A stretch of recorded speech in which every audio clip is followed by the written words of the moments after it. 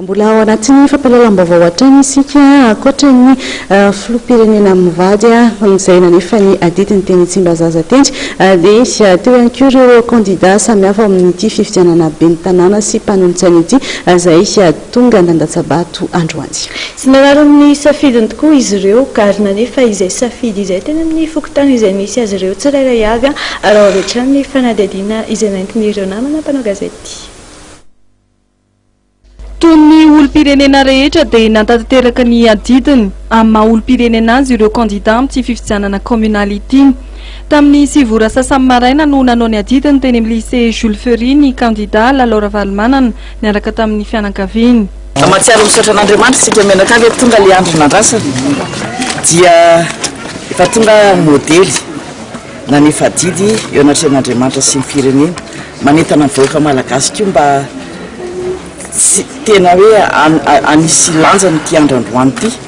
satria izay nazahoantsika mandeha amin'ny fampandrosoana sy fanavotana ny Antananarivo. Tamin'ny 10 ora kosa Tetsivandry no nanefa ny adidiny kandida Lalatsina Ravolomanana. Raha malalatra ny ampiandohana nge hoe raha tsy tatana sady raha tsy karakara ny ity fifidianana ity betsaka ny katsikatsi politika nazanona tsara tonga amin'ny andro fifidianana tsika androany fanamariana maromaro no azo lazaina raha tamin'ny fifidianana vitsivitsy efa nandalovana hatramin'ny maraina zany dia hita hoe misy ny olona latsaka anatin'ny lisitry mpifidy misy ihany koa ny président bureau de vote tsy mamela ny délégué anay hiditra fa mila vaniny amin'ilay hoe tsy maintsy asiana sary le badge misy zatra maromaro madinidinika ary amin'ny ankapobeny dia azo lazaina ihany hoe tsisy ny saritaka zany. Nanana olana kosa ny kandida ary manana Raniry Arnosy raha nefa ny adidiny tetsy amin'ny lycée agricole Ambatobe satria tsy voasoratra tao anatin'ny listim-pifidianana ny tenany ka tsy afaka nifidy androany. Indrindra moa hoe zavatra tsy lavorary dia fa tsy tenenina tsony na dia ao anatin'ny lalam-panorenana ary ny demokrasia sy ny tantandalana atao hoe teoria zany efa fantatsika ny zava-misy amin'izao fotoana izao ary matoa ny firenena ao anatin'ny fahantrana tanteraka dia ny atao hoe tsy fanarahana zany sotoavina lehibe zany fa ny tiako lazaina fotsiny dia zao ny tenako dia mandalatra ny fampihavanam-pirenena ny fitoniana ary ny fampandrosoana ny efa fantatro zany zavatra zany fa ny any irariko dia ny avitany somatsara nyty fifidianana ity aloha mba ahafahan'ny vahoaka Antananarivo maneho ny heviny raha ohatra ka zay no ilaina. Ny arema dia miverina eo amin'ny sehatra politika ary mihevitra nitondra an'ireo programa goavana zay efa niresahako ireo goavan'ireo ary tokony anatsombatika ny zava-misy eto amin'ny Antananarivo renivohitra ka raha sanatria tsy lavorary tokoa ny fikarakarana amin'izao fotoana izao dia mazava ho azy fa tsy afaka aneo an'izany heviny zany ny olona ary mampalahelo fa io tetikasa goavana zay mivelabelarako teny amin'ny tamin'ny fotoana fampelezan-kevitra ireo zany dia tsy ho tanteraka ka mikasika ny zava-misy amin'izao fotoana aloha dia tsy ao anatin'ny listim-pifidianana ny tenako nefa araka ny voalazanareo teo dia anisan'ny antotan-taratasy ilaina ny fanamarinana ny fisoratana anarana ao anatin'ny listim-pifidianana dia hatreto aloha dia tsy ao anatin'ny tenako dia efa nilaza nefa ny tompon'andraikitra teo fa hikarakara momba an'izany fa ny aiahako kosa dia ity raha ny antenako mety ho vita ihany fa mety anahoana no an'ny olom-pirenena hafa zay tonga nefa ny adidiny tsy ao anaty lisitra ve izy fikarakarana manokana ohatr'izao tsy dia mily loatra ny tenako ka voatotoana ny zo ifidy voatotoana ny demokrasia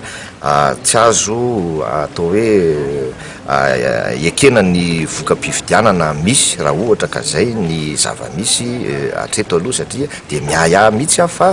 tsy zarery fa ny mpifidy ihany koa maro eto amin'ny fokontany Ambatobe eto amin'ny Antananarivo renivohitra dia mety hiaran'izao trankan-javatra lehibe anankiray izao nefa dia lokaloka ny senita fa andeha amin'ny tokony ho izy zao fifidianana zao. Nisy ny verification tokony natao na ny anao tsy nanao an'izay mihitsy. Ka tsy mitombona ntsona nge raha ho an'ny tenako e satria talohany zao fividianana zao tena raha ilatsaka ho vidiana dia tsy maintsy misy zay le atotataratasy ny resahan'izay ary efa nekena ny filatsahako ho vidiana zany ka inona ntsony moa no jerevana nataoko hoe nanaovana vérification araka ny teninareo teo tonga te tokoa izy zany hoe anefa ny didiny a nefa moa rehefa nijerevana atao anaty lisy-pividianana zany dia tsy tao anatiny izy moa zany rehefa nanontaniana fidy tamin'ny fividianana tamin'ny présidentielle sy ny législative dia izy zany tsy nifidy mihitsy hatramin'izay raha tsy voandroany dia teo zany no nahatonga anay ny teny hoe tsy mba amilafina ndraiky any fokotanina no fisazo mihitsy zany mba manentana an'ireo mponina tao amin'ny fokotany mba hijery tena marina ny anarany ao anaty lisy-pividianana natratsy fotoan'izay nefa moa izy zany tsy tonga fa androany izy nitonga teto dia zany somary gagagaka ihany moa zany zay sady tsy miakina amin'ny fokotany koa moa fanaovana lista fa ny anenitana nanao fa mivadiny moa dia tao fa hitsy tsy tao teny amin'ny EPP Ambohitsoa kosa no nanefa ny adidiny candidat Iarylala Ramanatsoa nanatanteraka izany tamin'ny 2010 ora. Hatreto aloha dia mizotra araka ny tokony ho izy ny fividianana eny anivon'ireny bureau de vote reny tenako moa dia namita androany teto amin'ny EPP Ambohitsoa ny adidy amin'ny olom-pirenena amin'ny mpifidy anay ihany koa. Ary teny amin'ny EPP Ambodinisotry no mifidy ny candidat Ira Falimana nandroany maraina. Antsika mahita moa zany fa mizotra filaminana fividianana mba hamoatra an'izay ihany koa ireo mpifidy hoe somary mangingina kanefa mbola tsy tara tontolo andro nahitana antsika rehetra satria mbola manana fotoana tsara tsika hifidy mba noafintsika indrindra no afina tamina revenivohatra. Akoatra ireo dia teny amin'ny EPP Ambatomaro no nifidy ny candidat Véronique Rajersan. Ny mazava bebe azy dia hoe fandraisana andraikitra ny raharam-pirenena tokony andraina andraiky ny daholo zany ny pirenena rehetra. Ohatrotrina olona tokony miezaka moa fa natao teny amin'ny efa hitanareo daholo moa miezaka rehetra tena fa